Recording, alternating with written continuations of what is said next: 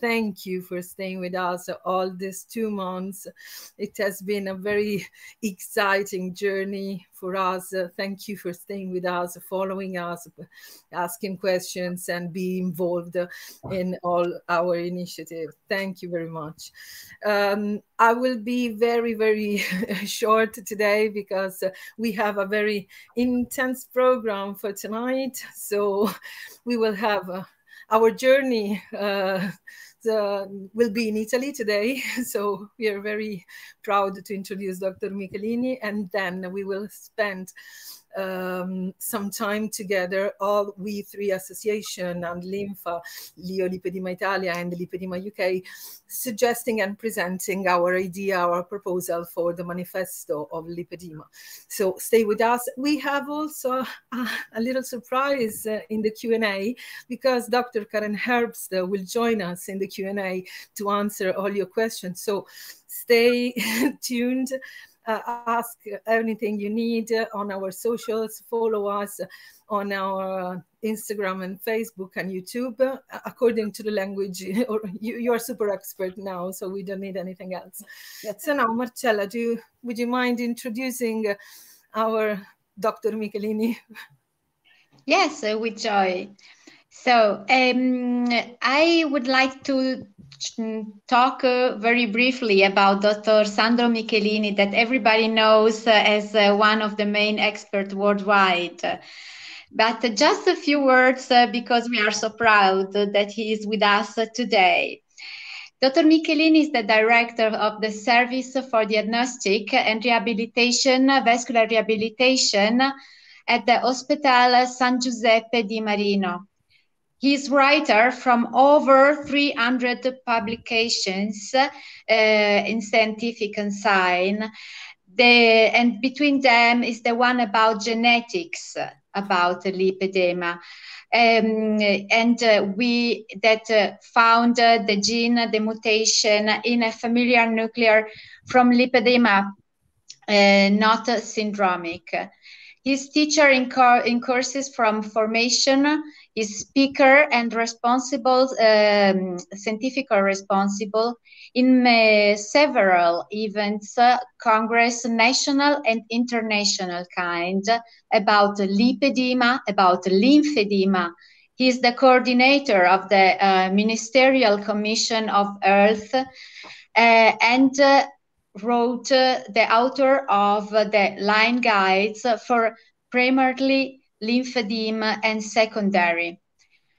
While during his very prolific career in medical and assistential field, he recovered several roles, very prestigious. Just to say few, he's the president of the European Society for Lymphology, vice president of the Italian College for Phlebology, vice president of the Italian Society for Lymphatology. He was the past president for the International Society of Lymphology.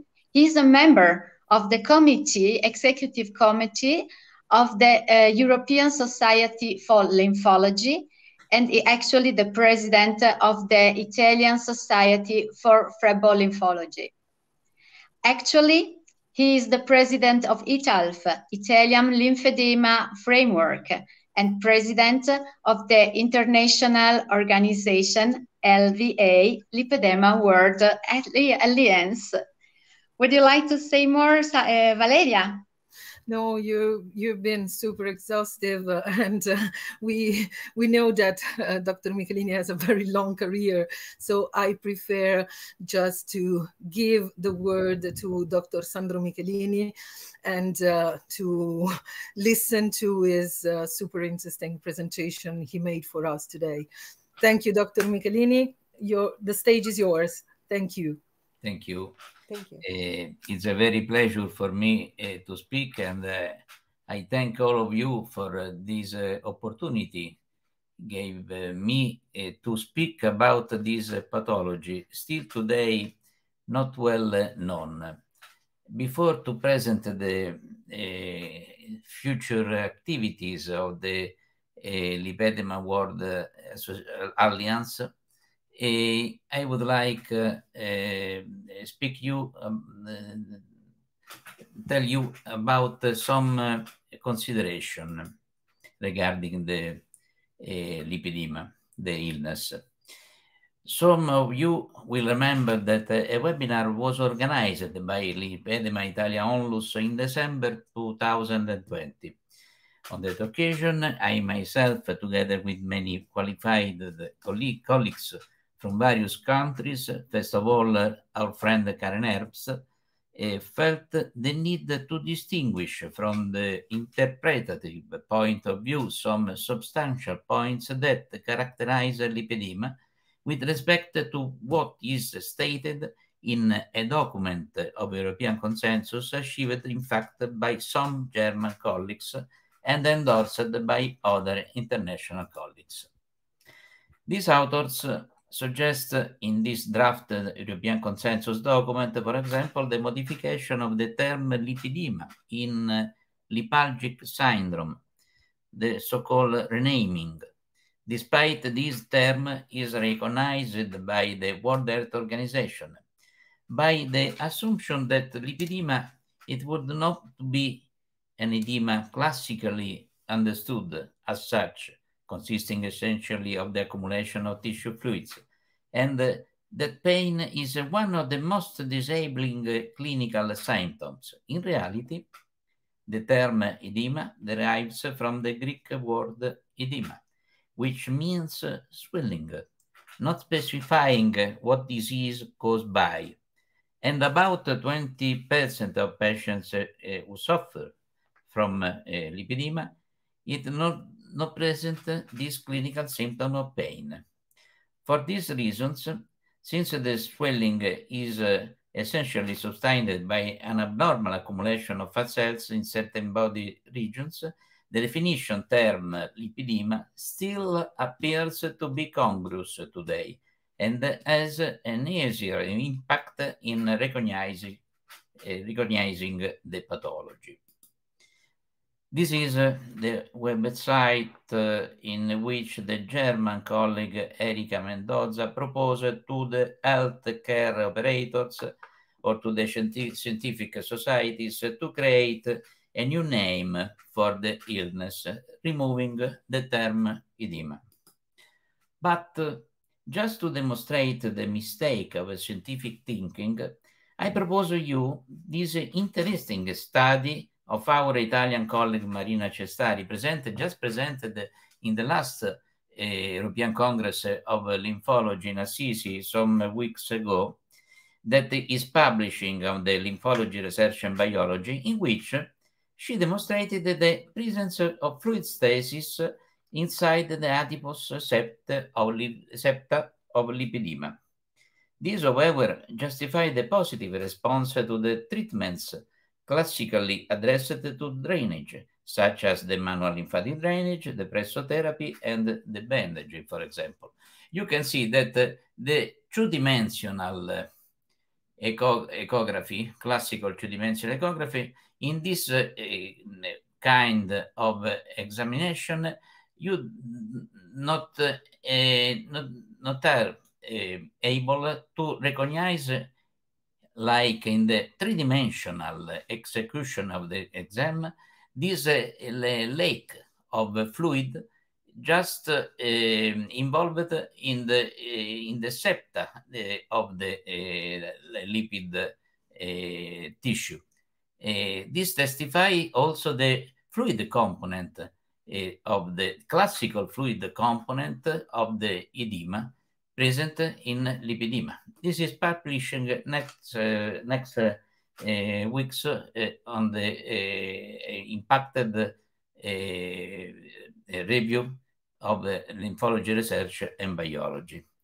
Very interesting, as known. Lipedema is a group of undefined disease that recognize in pathological growth of adipose tissue in certain body regions, an element that unites different clinical pictures still to be investigated still today understood and defined from a nosological point of view. The disease was already known in ancient times, and over the centuries, it has also been portrayed in works of art that have come down to us from various civilizations, such as the bas-relief discovered in the tomb of the Egyptian princess Punt in Luxor, the Etruscan sculpture, as you can see, of the Venus of Milos, and the same Three Graces of Rubens, the marvelous pictorial work transmitted to us by the Flemish master, as you can see. The framework common to the different syndromic aspects is determined by a symmetrical accumulation of subcutaneous fat, chronically progressive, accompanied with orthostatic edema, which almost exclusively affects female sex. In most cases, the subjects who are affected have a normal body mass index, and despite this, many clinics still today believe that the disease is very linked to some epigenetic aspects, especially wrong diets, with consequent incorrect address of patients to bariatric surgery with further damage to them. The disease in its various aspects is relatively wide in the female population. It has an evolutionary character. A large number of doctors still today are unaware of lipedema and its symptoms. Many people with lipedema are misdiagnosed or not treated until after decades of clinical symptoms. This is a reason for important expenditure on aesthetic products and service, often useless. It is often confused to conclude these aspects with lipedema, with lymphedema. The etiology to date is still not fully defined.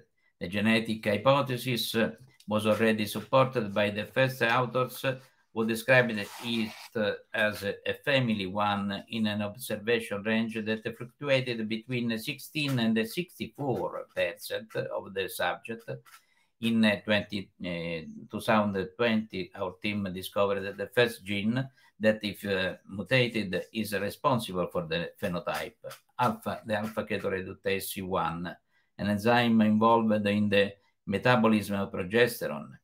We are sure that similarly to lipedema, also for this disease, with differentiated expression and clinical components, it is determined by more than one mutated gene. Research also in this sense must proceed to help us to better understand the various phenotypic manifestations with which the disease presents itself. The role of hormones is also undoubtedly important. This is demonstrated by the almost exclusive involvement of the female sex at the onset at the puberty in the majority of cases, and the accentuation of the clinical picture during pregnancy and at the time of the menopause. The same rare cases present in men occur in subjects with particular genetic syndromes or in the presence of liver cirrhosis or in the course of hormone therapy for prostate cancer. The relationship with obesity is not clear. It is certainly not systematic at all. In our experience, many subjects have a body weight even lower than normal, because those affected avoid part of the daily food intake with behaviors bordering on anorexia to avoid by taking in calories, an increase in tissue volume location of the disease. It is clear from a conspicuous literature that diets low calorie do not have the desired effects on the areas of the body affected by lipedema, as does physical exercise, to which other adipose deposits of the same organism respond. Conversely, the white increase is primarily poured into the affected areas. This is a very interesting pedigree in which is clear the possibility that men, as you can see, health carrier, can transmit the pathology to the following generation, ever in female sex. And this is another interesting pedigree in which there are many female subjects of the same family who present the same clinical picture in a 4th generation, as you can see. Very interesting. The familiarity is, the family problem is present in all these patients, both from the family of mother and from possible family of father. This is the article that describes the first mutated gene, as just said, the alpha-ketoreductase C1, responsible for non-syndromic lipedema, in the sense of not associated with other particular morbid conditions in these subjects. In none of these 3 consanguineous, for example, patients, the pain symptom was present. This is very interesting. The chronic adipose tissue inflammations is the typical histopathological aspect that we found in lipedema. This is characterized at the microscope level with infiltrates of inflammatory macrophages, which, through the release of inflammatory cytokines, will stimulate the differentiation of new adipocytes, starting from mesenchymal stem cells, from which hypertrophy and hyperplasia of the adipocytes is. The increase in size and number of fat cells would lead to a reduction in local vascularization, a reduction in venous return, and the lymphatic drainage with the consequent hypoxia and the onset of inflammation, which in turn with a vicious cycle. Would again stimulate further adipocyte production. At the same time, the same macrophages, through the release of the vascular endothelial growth factor, would promote the formation of new vessels that recent histological studies have shown to be dilated with alteration of the vessel wall. All these in the absence of the consensual lymphangiogenesis with stagnation of lymph and contribution to the formation of edema. The results of chronic inflammation of the adipose tissue is manifested by the appearance of tissue fibrosis and the compartmentalization of hypertrophic and excess adipocytes in macronodules. In spite of what has just been demonstrated, the World Health Organization has placed the lipedema among the non-inflammatory disease of the adipose tissue, as you can see.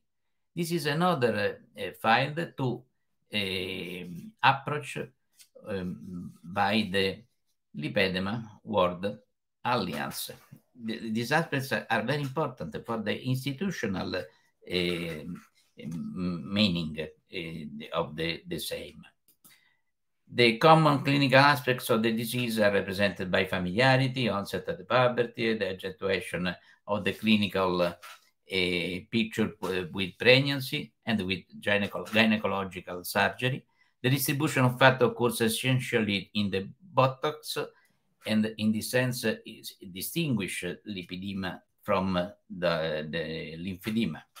Never interested the buttocks in lymphedema, ever in lipedema. Thighs and legs for the lower limbs, in the arm for the upper limbs. There is a clear demarcation between diseased tissue and healthy tissue at the ankle and the wrist, with saving of the feet and hands. The development of the diseased tissue is simultaneous, bilateral, symmetrical. There is no response to normal low-calorie diets. Impressive edema is typical of the advanced stages of the disease. There is a poor response to exercise and diuretics. Pain is present in over 80% of the subjects and is accentuated with acupressure. Spontaneous hematomas in the affected limbs are present. There are 4 clinical stages, well known, in relation to the localization of the normal adipose tissue. 5 types have been conventionally described. which are observed, you can observe in the slide. Localization only to the buttocks, localization type 1, localization that extends to the thighs, type 2, which also affects the legs, type 3, which affects the upper limbs, type 4, and only legs, type 5. But this is the evolution of the fourth stage. The third stage is the fourth stage. But in reality, in daily clinical practice, it is possible to observe as many as 9 different types of localization that can vary affect only the localization of the lower limbs in the various locations, or at the same time both the lower and upper limbs, as just said. Severe localized pain is reported when the medial below the knee joint area at the fibula head level is pinched deeply. It is a pathognomonic sign, the Simarro sign. The Simarro spoke some weeks ago to you about his experience. Is a pathognomonic sign of lipedema, which is present from the early stages of lipedema. It is present even when lipedema does not affect the lower half of the legs. It could be the expression of the underlying panniculitis. These aspects or represent a suffering of the ligament structure of the medial knee, in particular pes anserinus insertion. This anatomical region is composed of the 3 tendons, the sartorius tendons, the gracilis tendon, and the semitendinous tendon, and it is affected by weight overload and predisposing anatomical factors such as valgus knee and recurvatum knee, very frequent in the woman. Patients with mechanical overload often experience these postural alterations with repercussion of the tendon structure of the lower limbs. To this data, as well as we will see later, joint hypermobility is often added as a condition associated to lipedema, and that contributes to knee instability and the consequent ligament and tendon structural alteration. Medial knee ultrasounds, you can see, in these cases, it is useful for discriminating pes anserinus bursitis, like in these cases, as circumscribed anechoid fluid collection, from the pes anserinus tendinopathy that shows increase in thickness and the loss of fibrillar partner, as you can see. Regarding the pain, this is present in over the 8% of subjects, as just said, generally more intense in afternoon and evening, measured by means than a numerical rating scale. It seems to be correlated with the value, also correlated, not only, but also correlated with the values of pregnenolone sulfate, a very recent acquisition, an endogenous neurotransmitter, or neuroendocrine hormone, inhibitor of the receptor of pain transmission channels GABA-A. In our experience, the higher pregnenolone value corresponds to the lower pain sensation. On the contrary, lower pregnenolone, very frequent in these patients, concentration correspond to greater presence and intensity of pain. There are other comorbidities associated to lipedema in our experience, but reported also in several recent clinical studies. We have found cases of insulin resistance, Hashimoto thyroiditis, autoimmune thyroiditis, low levels of vitamin D, articular inflammation, hypermobility, endometriosis, alteration in the menstrual cycle with different percentage of recurrence. The possible association between lipedema and daughter's hormonal and metabolic pathologies remains to be investigated more carefully. Few studies demonstrate a weak correlation between lipedema and endometriosis, polycystic ovary syndrome, and pathologies like diabetes, hypertension, and dyslipidemia. These last generally are present in obese patients as part of metabolic syndrome. In lipedema, there seems to be little association, so this aspect is still subject of study still today. Low levels of vitamin D have been detected in patients affected by lipedema. It depends from the fact that it is a fat-soluble vitamin, so it can distribute in several compartments of body, such as adipose tissue. This is increased in case of lipedema, and it carry out to a sequestration of vitamin D that it seems lower because reflects a volumetric dilution effect. This data has been demonstrated in obese patients that often have also vitamin D deficiency.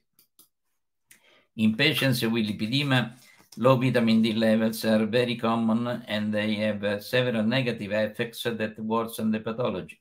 In addition to an increase of adipogenesis, we have an increase of inflammation that contributes to worsen pain and an increase of insulin resistance.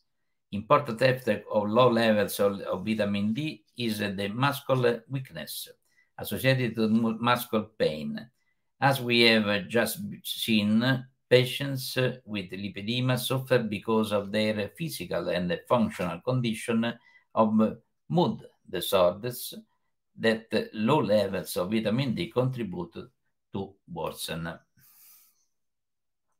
So, during the overall evaluation of patients, the dosage of some laboratory parameters becomes fundamental to investigate the possible associated comorbidities, starting with the blood sugar test that is useful to detect insulin resistance, condition present in very more patients, to thyroid function, lipid profile, hormonal test, and the dosage of vitamin D. This it could represent one of the therapeutic options in lipedema, since several studies have demonstrated that vitamin D inhibits formation of new fat cells, regulates fat cell activity, and reduces visceral fat in both overweight and obese adults. Hypermobility and other aspects is a condition reported in association with lipedema. That range from 10 and according to some authors, 50% of women with lipedema had a positive Bayton score over 5 like score. Joint hypermobility could be associated to Ehlers-Danlos syndrome hypermobility. Pain is a common component of Ehlers-Danlos syndrome hypermobility, and females are functionally affected to a greater extent than males, and therefore this association should be further investigated. In the overall examination of lipedema patients, Bayton score could be useful to assess the presence of joint hypermobility when the score is greater than 5. As we have just seen, hypermobility confers risk for additional joint damage and alteration of gait in women with lipedema.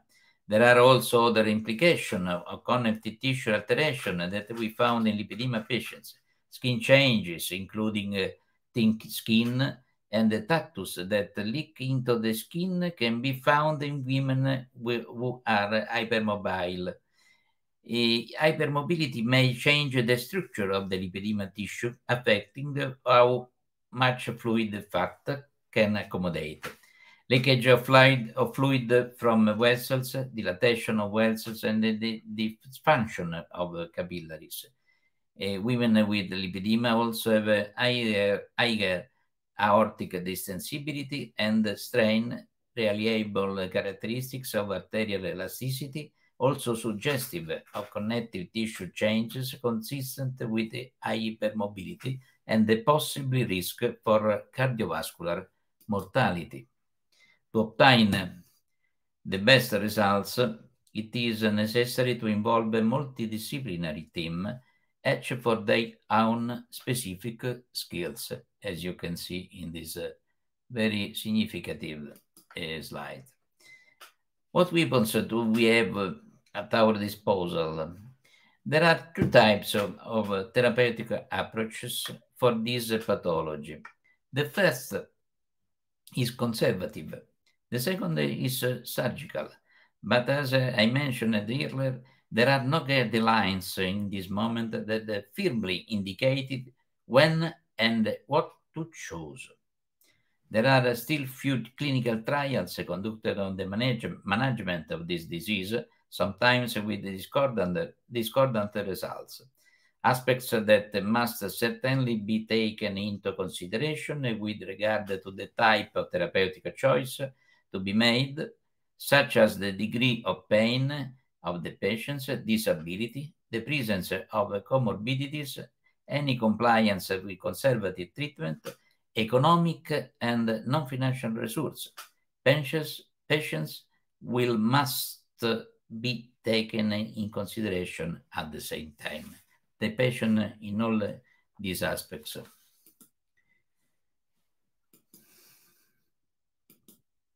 Pain, disability, comorbidity, compliance of patients, very hard aspects, complication, economic results, and patient's will.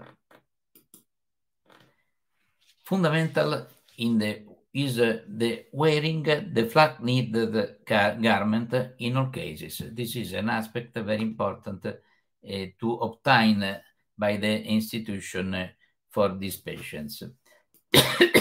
Another goal. Last year, the USA guidelines on lipedema were published, a work coordinated by Professor Herbst, with whom we collaborated starting from at least 3 years ago. In the document in particular, underlines above all the hereditary and the genetic nature of the disease, confirms that traditional low-calories diets, physical exercise, and bariatric surgery do not solve the clinical problem, confirm the prescription of diuretics for therapy, and the positive use of the metformin, above all in subjects with insulin resistance, confirm the need of vitamin D, and the importance of the combined physical treatment both in the containment of the disease and in the regression of the main symptoms, first of all, the pain. The team of health workers must be culturally and practically well prepared. The document concluded that there are 2 surgical techniques very effective on the lipedema, among the many currently used, to maintain the clinical results along the time: the WAL, water-assisted liposuction, and the PAL, power-assisted liposuction. Starting from all these considerations, and we arrive to the goal of today, to the fight of today, we decided to create, with more other colleagues, to create the Lipedema World Alliance, or LWA. LWA proposed to create an environment where healthcare professionals from different countries and patients associations collaboratively explore many unanswered questions around lipedema, and to promote scientific dialogue in order to accomplish the goal of improving the understanding and care of people living with lipedema. This is a very important mission of this in theory, and will be also in a practical way. According to the World Health Organization, collaborative practice happens when multiple health workers from different professional backgrounds work together with patients, families, carers and communities to deliver the highest quality of care across multiple settings. Lipedema has long been a Cinderella condition, ignored and neglected.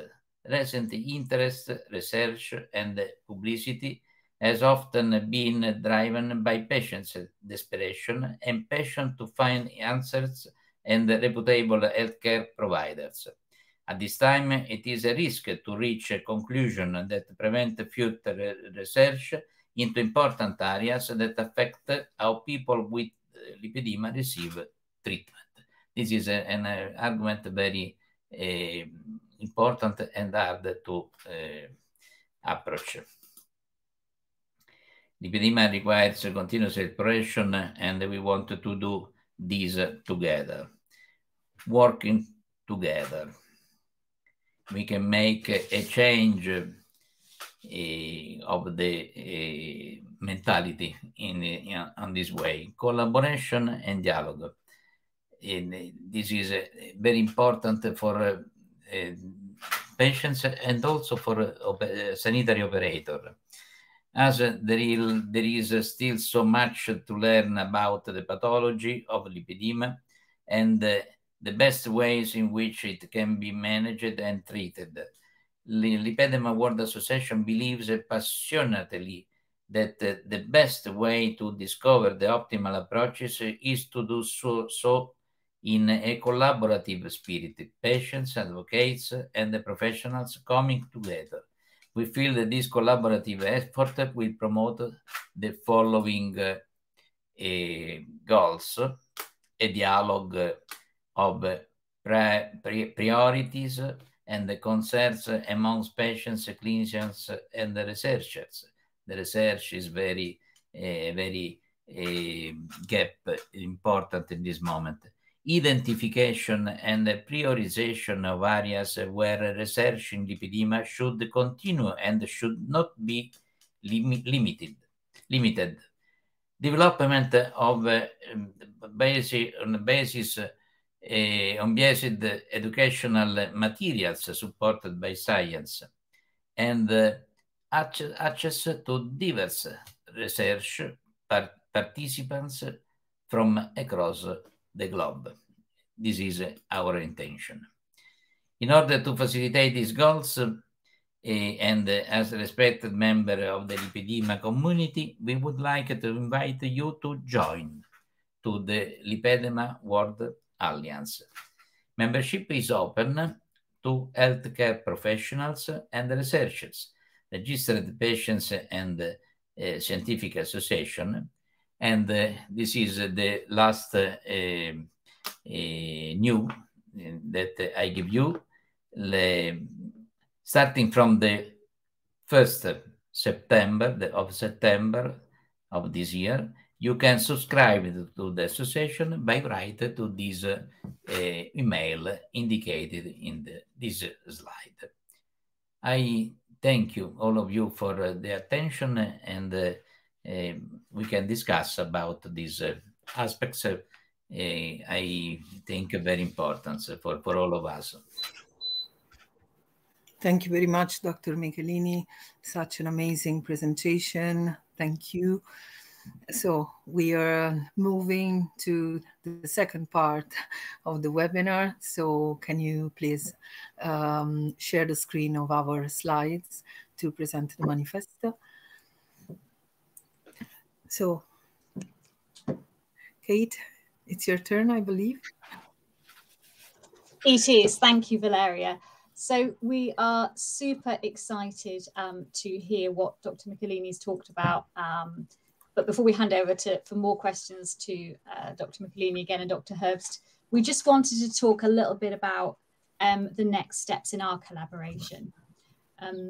We think it's really important, as Dr. Michelini was saying, that we focus on what it is we agree on about lipedema, what we think the questions are in lipedema, and that we really believe that these questions are bigger than any one country and they go across national borders.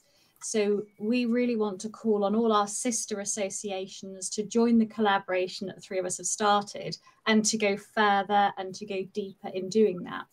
Because we believe really strongly that people who live with lipedema have a voice that needs to be heard, needs to be included, and needs to be celebrated with that support for advocacy and in determining what the research priorities are. So we want to tackle all the unknowns together in partnership with the researchers, scientists, and great experts such as we have with us tonight. Because as Shari, our chair of Lipedema UK, is always fond of saying, #together we can beat lipedema. And I think we believe that so strongly in the core of ourselves. So if we move to the, I can move slides. Wow. Wow. Can we ask to our supporters for technology that to insert Sherry, we can just take a moment aside, Dr. Michelini, for a moment, and okay, we see Sherry now. Hi, I'm here. Okay, thank you, Sherry. So as we were saying, delivering these webinars together has been a great example for us about collaborating outside our own organisations. It's enabled us to do something really exciting. As Dr. Michelini said, building on the first webinar we did together a couple of years ago, where we've been able to use translators and to interpret into different languages the work of a variety of really great doctors and experts, and to bring in expertise that otherwise in our own associations and countries we wouldn't necessarily all have known about or have the access to. So we think that working together is really a great way of bringing in these sorts of different experts and then providing information in the languages that we're really comfortable with. So it's been amazing. And what we want to do tonight is tell you a little bit more about why we think we need a manifesto in particular, what it's going to do. And we really want to encourage other associations to join our collaboration, as together we're stronger. So what I'd like to do now is I'd like to bring in the chairs of our three associations just to tell the listeners in other countries a little bit about who we are and what we do. So Shari, do you want to start by telling people a little bit about Lipedema UK before we then hear delighted. Yeah. Thank you. Well, good evening, everybody.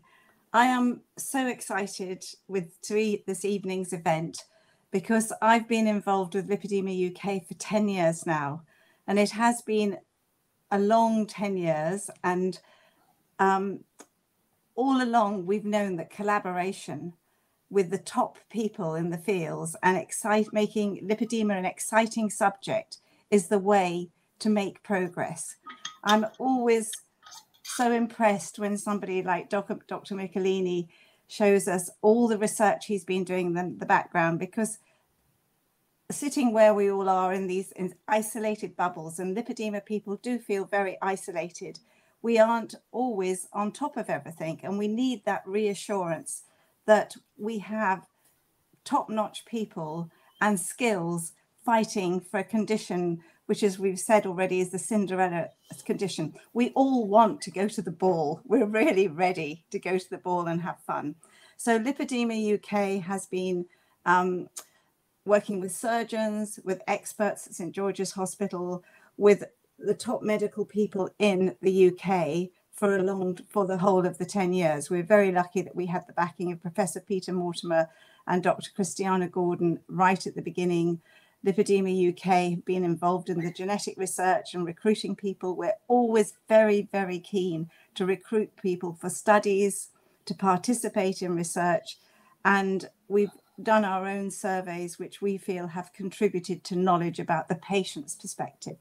So that's Lipedema UK as it is today, and it's just onwards and upwards, I hope. Thank you very much. Thank you, Shari. Valeria, do you want to take us onwards and upwards by telling people a little bit about LIO? Yes, LIO Lipedema Italia was born in 2018, and since then it's a non-profit organization supporting people with lipedema in Italy, and also all the people who take care of them, so caregivers, family, healthcare professionals, and so on. We are all lipedema sufferers or caregivers who volunteer to offer some support and information to the ones suffering from our disease. So our main mission is to raise awareness in lipedema, to advocate and support people with lipedema, provide a very safe and supportive and educational resource through, for example, our website, our social media, and through organizing many informative events about the disease. And so we are still fighting to have lipedema treatments covered by the Italian health system. So we want every lipedema patient to be treated and taken good care of. So we try to provide verified and scientific information and resources for ongoing management of lipedema. And we are very concerned in gathering lipedema clinicians and patients together. And this now also gathering association, gathering all the people that could help, could build together a brighter future for lipedema sufferers. So perfect, Valeria. Manuela, can we hand over to you to tell us a little about andLINFA and then to take us on in the presentation? Okay. Thank you very much for all your presentations. Here in Portugal, we are in the very beginning of everything. And lipedema is really almost not known. We are an association not only for lipedema, but also for lymphedema, primary and secondary, and also for rare disease in vascular area. So I have no lipedema, I have primary lymphedema, but I want to fight, and I want to fight with others that have lipedema and are in our association for the good answers for a patient in Portugal. Of course, Dr. Michelini spoke about ECD-11 in a few minutes ago. Here we have also the ECD-11, but we are still in ECD-9, for instance, in the securities. So it is a little bit complicated, but we want to fight and we are going to win. That's why we are stronger together. And to be with you, Valeria and Sherry and Kate and Marcella during this period, it was really a pleasure, because I learned so much with you, and I have to thank you in public, because you know that I'm thankful, but I have to say it in public because I'm really thankful. And Portugal is thankful for you too, because through you, a lot of Portuguese people could have access to a lot of information. That's why to be together means so much for all of us. So you help Portuguese people, not only me, because I'm nothing, but you help a lot of Portuguese people that suffer with lipedema with the good information, and that's the best for us. I'm sorry, I don't want to be emotive, but that's the truth, and I have to recognize that in public. Thank you to all of you. Thank you very much.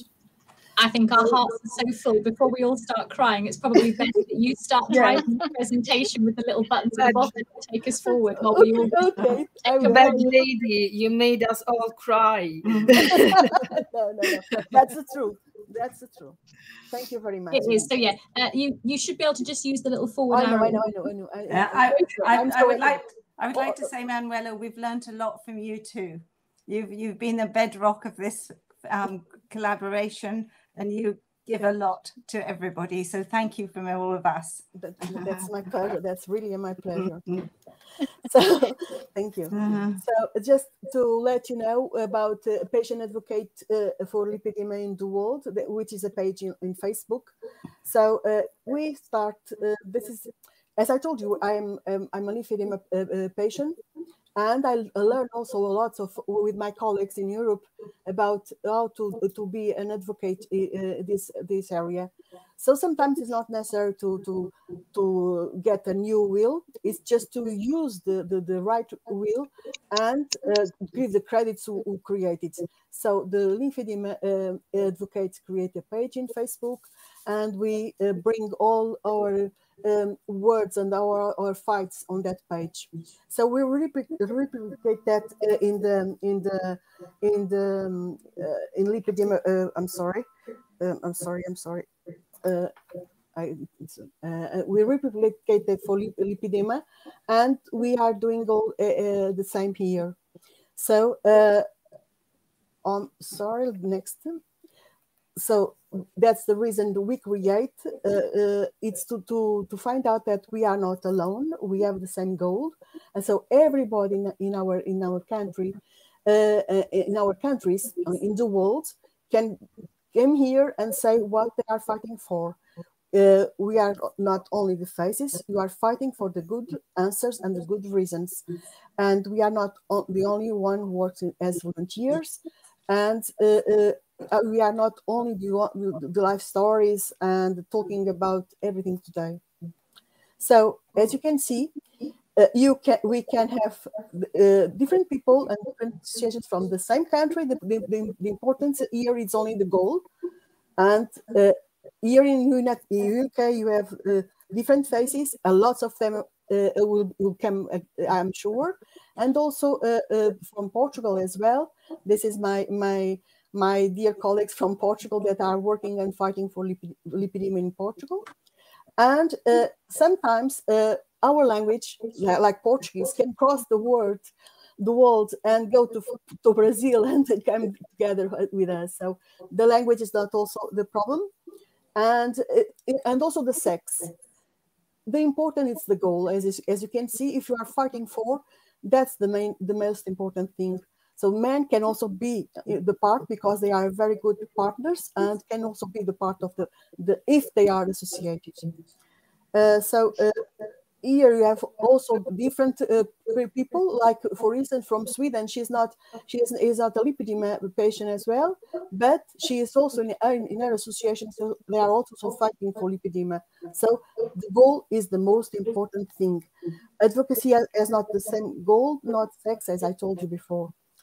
So please, if you want to join us, just do it. We are waiting for you. You want to be with us. It's not necessary to be from the World Lipedema Association. It's just we have the same goal, and it's the most important thing. And of course, oh sorry, where is the slide? I don't know your faces, but I feel that you can be with us. I want that you can be with us, and I know that if you are with us, we are also stronger than we are now. So please come to us. And how can you be with us? That's quite simple. So it's just to have a photo, to give your name and country, and the name of your association, and the message in English and in your mother language. So 2 slides if you don't speak English. Some people are privileged on only 1 slide because they speak English, but others, please, it's in English and mother language. So if you are working in an association and you are an advocate, you can be on this page. You can also be with us, and send also your message in this with I don't know, I can't remember how many, 138 characters, and send it to us. We are waiting for you. I'm sorry, but together we are really stronger. We are. Okay, I will pass your word, Sherry. Thank you, Manuela. And you're right, it's an amazingly kind of inspiring kind of project and activity, because it lets us all express ourselves in a really interesting way. So please, anybody who's interested, do watch back, grab that slide and get in touch.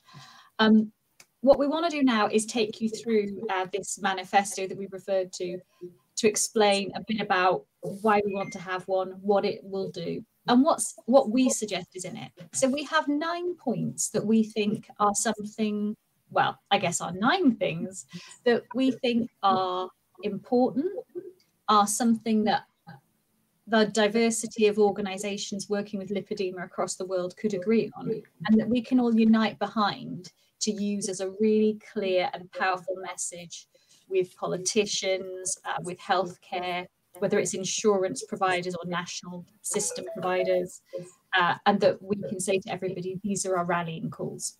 So what we're now going to do is I'm going to hand over to my colleagues to start taking you through each one of our 9 points to tell you why it's important and to show you what it says. So Marcella, to you. Oh, thank you.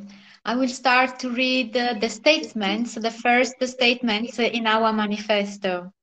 The first statement is that we can go to the next slide. Thank you.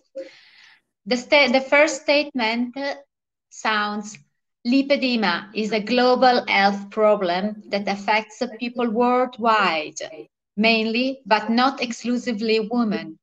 The literature has shown both scarce and conflicting data regarding the prevalence of lipedema. Statement 2. Lipedema is a chronic and potentially progressive disease of the loose connective tissue, often painful. It is a fat disorder that can cause severe deformity and disability, psychological and economic burdens. Statement 3. Most health professionals are not fully aware of the disease or its signs and symptoms, causing people with lipedema to suffer for many years before they obtain a diagnosis and begin the treatment. Lipedema can be mistaken for obesity, for lymphedema, or not pathological embarrassing cosmetic conditions like cellulite. Statement 4. There remains a low public awareness about the health impact and variation of different fat disorders, which has a significant impact on the lives of people with lipedema and the stigma they face. Access to appropriate and timely treatment is often diminished, and the patients frequently find themselves blamed for their condition, including self-blame. Statement 5. There is no cure for lipedema yet. However, it can be treated to reduce symptoms, maintain mobility, and improve quality of life while slowing disease progressions. People with lipedema need access to high-quality, multidisciplinary, specialized centers and experienced health professionals in order to receive appropriate treatment, covering physical, psychological, and social care. Valeria, would you like to go over? About the statement 6, there is a deep unmet worldwide need to educate and support individuals affected by lipedema, including family members and caregivers, on this medical condition and the most effective self-management to improve their quality of life. Statement 7, medical research efforts to find a cure for lipedema and to optimize treatments are lacking sufficient findings in comparison with diseases of similar magnitude and severity. Statement 8, worldwide research should focus on patient quality of life, nutritional guidance, management of comorbidities, techniques to reduce inflammation and fibrosis, earlier diagnosis to allow for intervention and education, psychological support, as well as pre- and post-surgical protocols to improve care and medium to longer term outcomes. And then the statement 9, patient empowerment, defined by the World Health Organization as a process in which people gain greater control over decisions and action affecting their health, is a key theme within global health and social care strategies. Lipedema patients associations play a crucial role, partnering with professionals in evidence-based medicine shifting the focus from the disease itself to people living with lipedema. We believe patients should be involved in determining research priorities and treatment options. So there is no evidence-based medicine without the patients, without patients' values and expectations. We are necessary, an important part to define EBM. So we patient association have actually a very specific role in this, because in a structured organization as we have, we can collect the voice of patients in the most scientific way we could, using, for example, PROMS and PRAMS questionnaires to scientifically collect the patient voices. And also we have, I'm sorry, the slide is in Italian, because we in Italy have a very great research about the role of patients' engagement in the, we use, for example, the PHE model, which is patient health engagement model. This is a psychological model to activate patients' motivation and awareness from the moment of blackout to an eudaimonic moment about awareness of the disease, to improve the medical adherence. So we are super important in this, and we can't be taken outside those decisions, because evidence-based medicine couldn't be done without patients. Okay.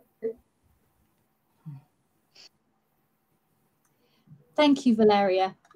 So we want to also encourage everyone to focus not only on the whole month of June, but on calling the 11th of June World Lipedema Day. We can have a bit of an English background for this, so people who are British will understand the symbology of the bingo game and bingo calling, where 11 is referred to as legs 11 because the two numbers 1 and 1 look like a pair of legs. So that's actually some of the history behind why in the early days of lipedema in English-speaking countries, we started out focusing on the 11th of June. So we want to really encourage that day because we feel that it is a very important focus, because it gives us something that we could do a lot around with kind of graphics and really calling out a day to focus on some of the attention we want from others, as well as all the other education that we have and we want to promote. June is our month where we try and focus on a number of things about raising awareness, giving information that helps everybody to live well with lipedema, to advocate for what we want for services, and to help address some of the misunderstandings, because there's still a lot we don't know, but there's also a lot where people, maybe as professionals who know less about lipedema, can think they know what to tell patients to do. So we really want to focus on helping everybody with that. So we conclude our manifesto by calling for the 11th to be recognised as a particular day in our awareness month, and that all the patient associations that we invite to join us in signing up to our manifesto call for particular attentions around that day, and that we also ask for attention from politicians, policymakers, professionals, researchers, and everyone to understanding what the needs are of people who live with or at risk of lipedema. We think it's really important, as do our friends in the Lipedema Foundation, to focus on early diagnosis and treatment, as well as treatment of people who've lived with lipedema for a long time. So to do this, we need increased funding for research, for education for professionals who are providing care to people with lipedema, and getting improved access to that care. So that's really been a piece about what our manifesto is. And now I think we'd just like to sum up a little bit before we open the floor to our doctors for Q&As. So Sherry, I think it's over to you. Yes, I would just like to officially thank everybody who's been involved in this initiative. It's taken an enormous amount of manpower and time and effort. And the one person I think deserves outstanding thanks is Valeria, up there in the top right-hand corner. Valeria, you have been the instigator and the inspiration behind so much we've done. So a huge thank you to us. We'd also like to, you know, we're a little team, but we've cracked on and got there. And Dr. Michelini, your support has been essential to help us get to this stage. So thank you very much. Dr. Herbst, you are so well known, so inspirational. The whole of the time I've been in lipedema, you've been there as an inspiration to everybody. So thank you. With you two involved, we know we'll just go from strength to strength. So we've also had generous sponsorship from various organizations. We say thank you so much, because we know these webinars will go on and on. They have all been recorded and they will be there for new people in all countries to view and appreciate and learn from. Because what amazes me is every time we have a webinar, I discover something new that I didn't know about, or it's presented in a new way that my brain gets it a better time than the before. And I do think, Dr. Michelini, your slides were wonderfully clear and informative. So I really thank you for that presentation tonight. So on behalf of all patients worldwide, I would like to just say, together, I really believe we will beat lipedema. Thank you so much. And over to the Q&A session with Dr. Herbst and Dr. Michelini. Okay, do we have questions? I just want to name our donors, because Human Med, Uso Italia, Solidea, CZ Medicali, and Medi UK were the people who made all of this possible. So all these people together with us, with healthcare professionals and patients, want the best for lipedema patients. And so I totally agree with you, Sherry, that only together we are strong. And so in this moment, we are putting all our voices together, and this is amazing. So we have some question, Kate, right? We do. So thank you so much, everybody. And we'd like to really thank our kind of presenters for tonight, because our hearts are full. You won't be surprised to learn that the content of your presentation, Dr. Michelini, has excited people. They'd like to ask you to talk a little bit more about vitamin D3 deficiency. And there are a couple of questions on it, which are, do you recommend that people focus on taking a particular amount of vitamin D3 as a supplement, or do you recommend that they attempt to achieve a particular level in their blood? So could you talk a little bit for patients about what to aim for and what your recommendations are in general on supplementing vitamin D? In my experience, but I think, yes. In my experience, but I think is the experience also of Karen,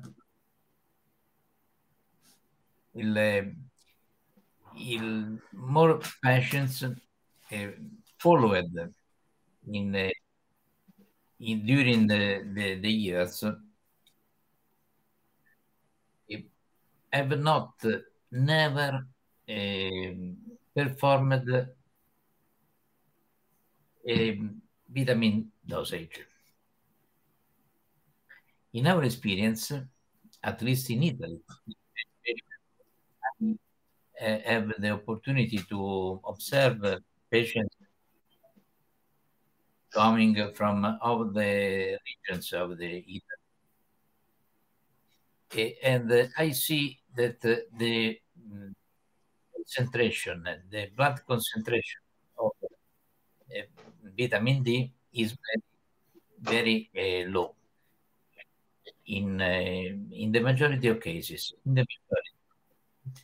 And this is an important aspect because have some consequences under the clinical point of view. The muscular weakness, the muscular pain, also the possible fatigue of the of patients. But this is well explained also right by Karen and other colleagues. Vitamin D is a vitamin soluble, and is well known that in the obesity, but also in the patients with lipedema, there is a come si dice sequestro, kidnapping, sequestration. There is a sequestration of this vitamin by the lipedema tissue, not only the lipedema tissue, and the integration with the natural integration of with the drugs very, very suggested. I think it's clear. Thank you for your answer, Dr. Michelini. I have a question maybe for Dr. Herbst. Thank you again for joining us in the Q&A. It was a super big surprise. Thanks. And we have a question from our Italian Facebook group, because a lot of patients, especially young patients at first stage, they always say they do not tolerate compression garments because they sometimes feel it worsens the pain rather than relieving it. So can you please explain this phenomenon to these young ladies who have tried every type of compression and didn't find the ones fitting perfectly? I wish I had the exact answer, but I can say that especially in women with stage 1 lipedema, they have less lipedema tissue than stage 2 and stage 3. And the question is, why is it there? And the answer to that is inflammation. And inflammation can cause local pain. And if your fluid that's associated with inflammation, because whenever you have inflammation, you have swelling or edema. If the fluid is sitting within the tissue and not moving, just squeezing it from the outside is not helpful. It in essence, squishes those poor little nerves who are already in an inflammatory soup. And I think especially in women with stage 1 lipedema, and this is just me talking off the top of my head. I don't know, this is not, you know, a really valid answer, but I do think that the immune system is overexcited, especially early on in lipedema, or maybe especially in stage 1. So by pressing on it, you're aggravating, you're poking the bear. So it would make sense not to wear the compression until you get some manual therapy, or you work with a provider to kind of loosen things up or decrease the inflammation you have. That should then allow you to wear the compression garments. So I think an investigation, do you have inflammation? And what, you know, where is it? What is it? What can you do to reduce it? And inflammation can come from anything like allergies, mast cell activation disease, you know, having low vitamin D, not taking enough vitamin C, not getting enough exercise, eating the wrong foods. I mean, on and on and on. Super clear. Thank you for this answer. For you, Karen, also my experience of the last year regarding the hormone pregnenolone, the pregnenolone. Yes. In more patients, I discover value under the minimum of the range.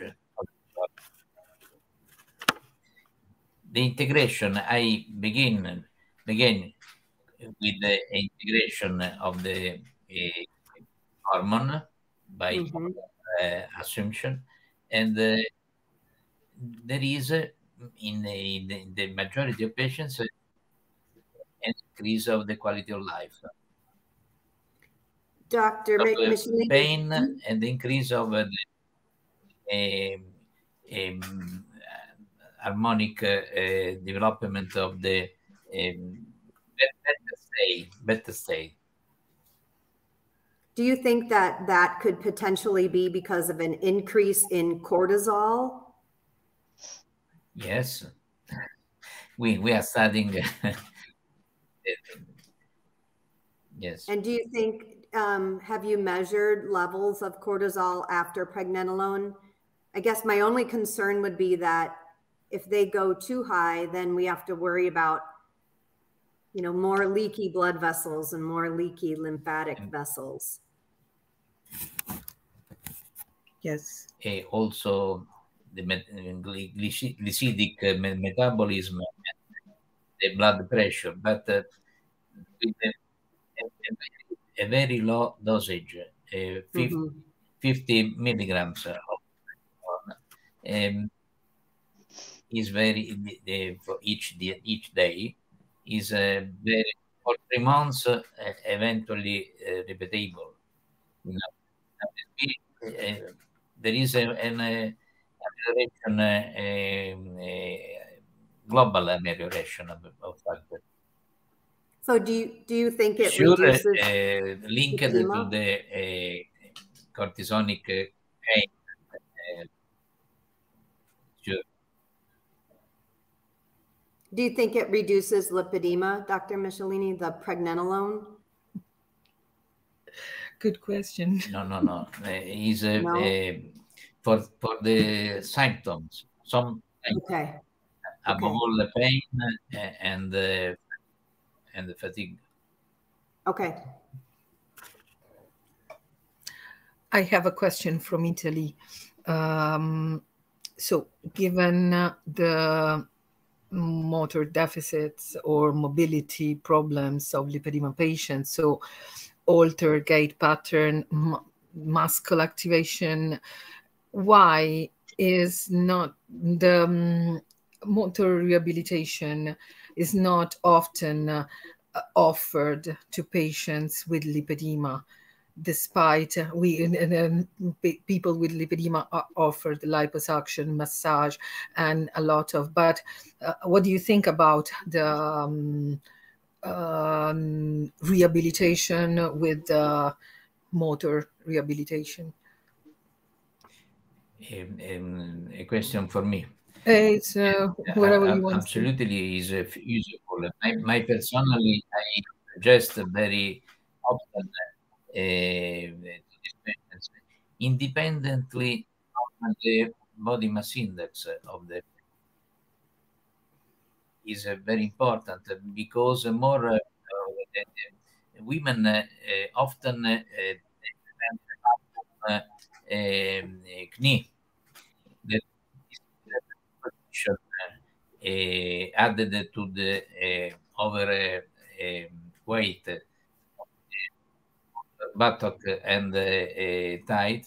This contributed to the instability of the knee and above all of the pain for the inflammation of the pes cancerinus, as just said. We perform in all patients during the clinical examination photography of the pes cancerinus tendons, just to individuate the possible hypoechogenic aspects that testify inflammation of the an increase of the intensity of signal.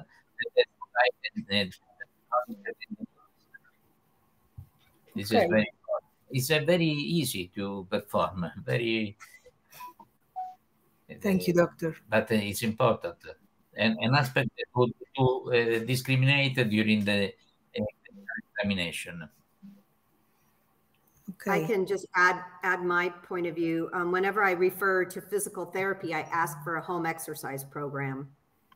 So, and usually they do some exercises in physical therapy while they're there, because you're right. It is so important to work the muscles for women who have lipedema, because muscle function is decreased from the work that comes out of the Netherlands.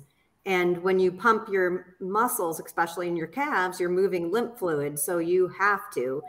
But I think it has to be in combination. If you just do mobility, but your muscle is in a fibrotic cage, like Dr. Michelini just said, then it's not going to work. So you need that physical therapy, I think, to really loosen up that fibrotic cage for the muscle. Then you got to let the muscle work.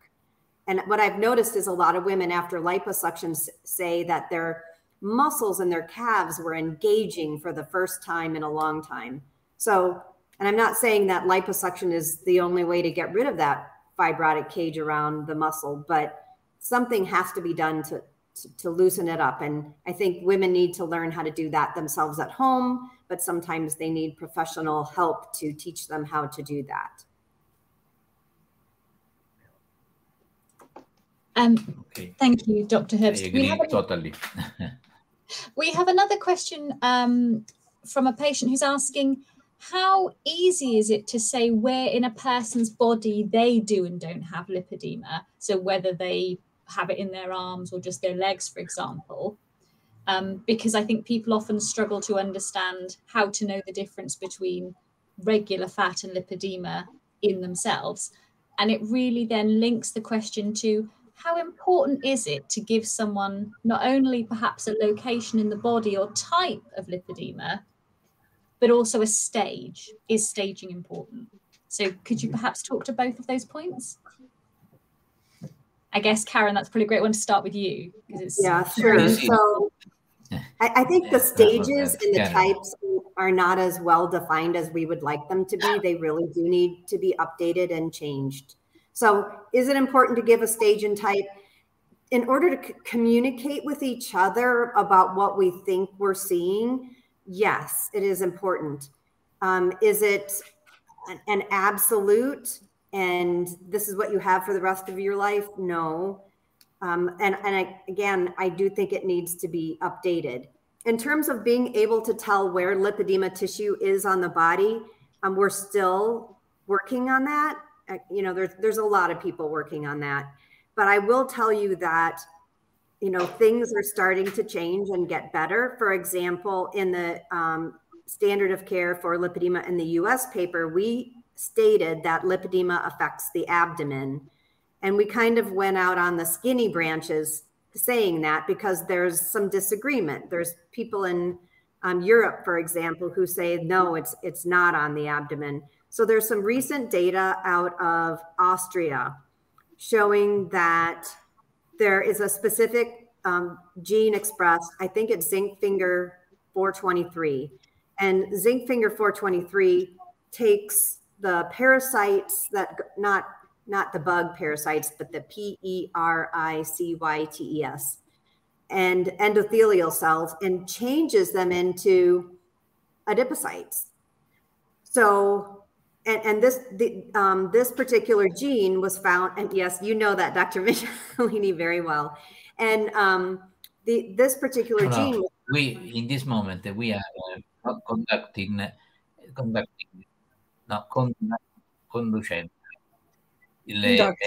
research with the anatomy of the University of Ancona. And the first 6 samples of pure lipedema, body mass index between 20 and 25. Not comorbidities, not all other interesting clinical aspects. I will send you a video with the resume of these aspects. We observed a migration of endothelial cells periphery of the wall of the vessel and an extraflexion of these cells from endothelials of the wall of the vessel in the interstitial space. This testifies the possible origin of the adipocyte from the endothelial cell. It's a very revolutionary to consider, because still today we speak of the stem cells derivation. Yes. We are about to We share improve those our results studies. with We the will Italian community, we'll Doctor. collected today 20 samples, and we are studying the other 14 samples. And another important aspect, the volume of these cells, they double respect to the adipocytes of the health tissue. A very important increase of calcium inside the cells. Calcium is an inhibitor of the gli enzimi litici dei lipidi. Enzymes. Mannaggia, non mi viene. Don't worry.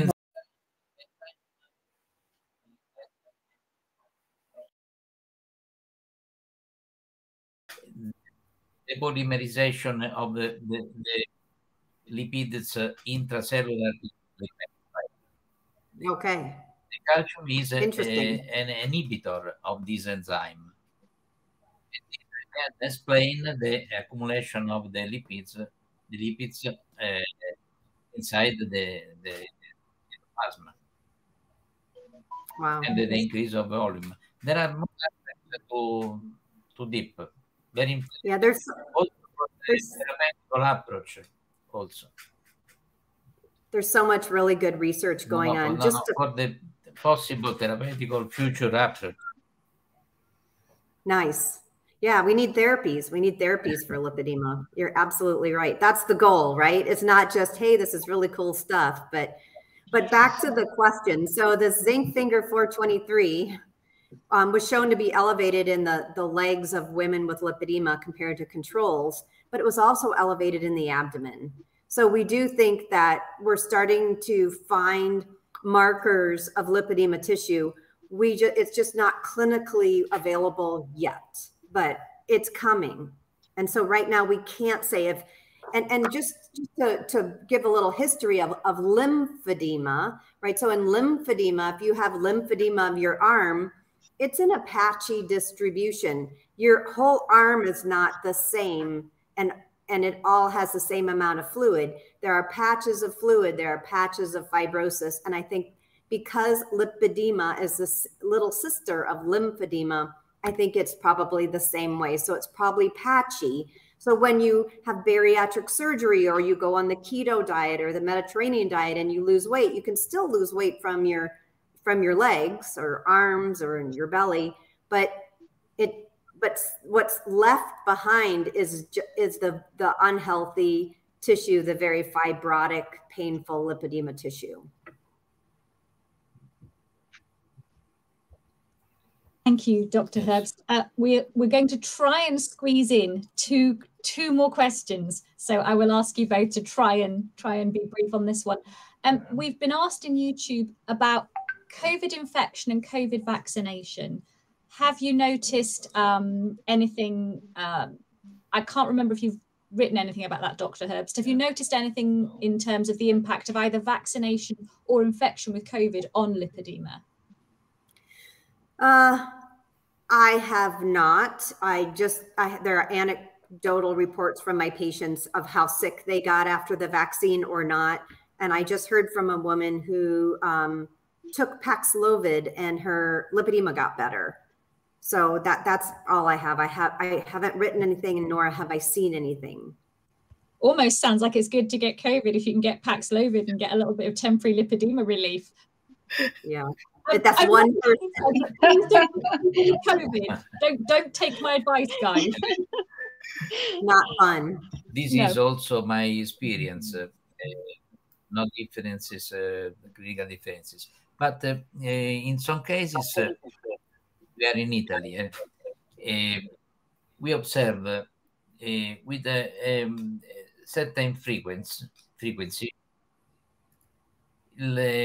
the possible mutation of an enzyme, the methylene tetrahydrofolate reductase. Methylene tetrahydrofolate reductase. A gene that, if mutated, can improve the concentration of homocysteine. The high level of homocysteine can vascular thrombosis. Is of the above all venous complication. Venous is superficial, not deep. But in Italy, one subject every 5 presented this mutation. It's not easy perform the association with lipedema.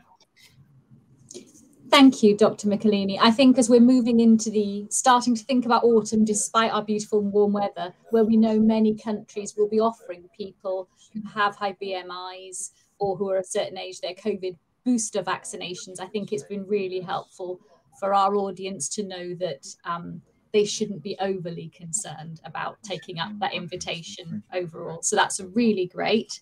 And if I could just ask you both one last sneaky question. Our last sneaky question is, what our YouTube audience have asked, what are your 3 top tips for people for their own self-care? They've been watching all our webinars, listening to all the research, everything you're saying. Their brains are like, wow, so much to think about. What do you recommend they really focus on? What do they start doing tomorrow? Should we start with you, Dr. Herbst? Oh, yeah, sure. I would say you have to move. However, you cannot sit around. You've got to do things. Move your arms, shake your arms, yeah, just the shaking. Yep, shaking is great. Whatever you put into your mouth affects your body. So eating as clean and healthy as possible, however you eat. Doesn't matter to me what you eat, just as long as it's healthy and clean. And then, finding something that helps your lipedema, whether it's compression or a pump, or a roller, or social media, talking to family, reducing your stress. Stress is so important in lipedema. And, women with lipedema have this high interpersonal sensitivity. They're very empathic. They take on the feelings of other people, and then they create stress, and stress creates inflammation, no doubt about it. So do something nice for yourself that reduces your stress. That's adorable. I agree. I agree totally. But just to add another aspect, still today, more patients have not performed to laboratories examinations.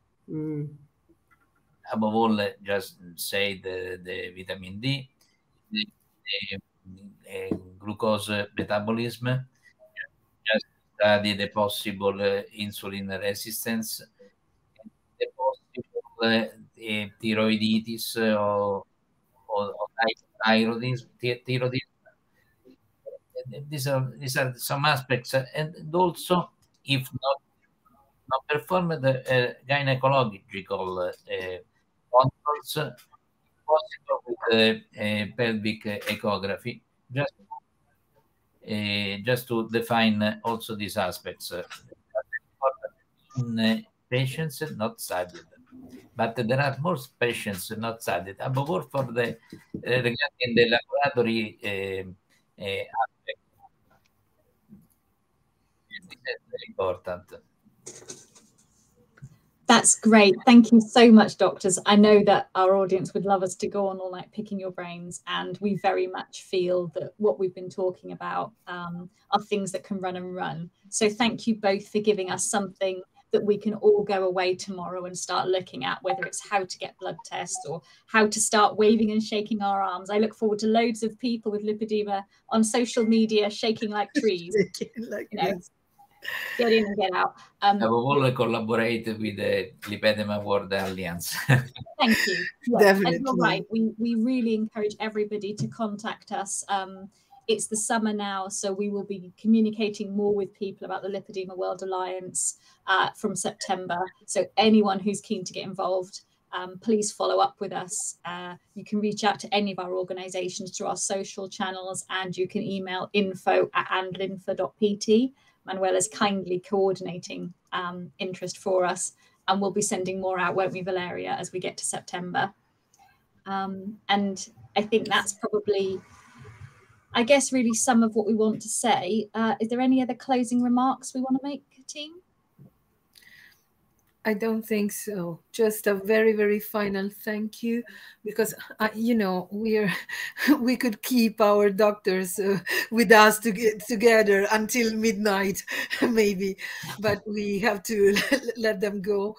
And a super big thank you to all the team, and thank you to our doctors who are supporting us in this way so passionately. So we feel you are super close to us, and that's exactly what the patients need.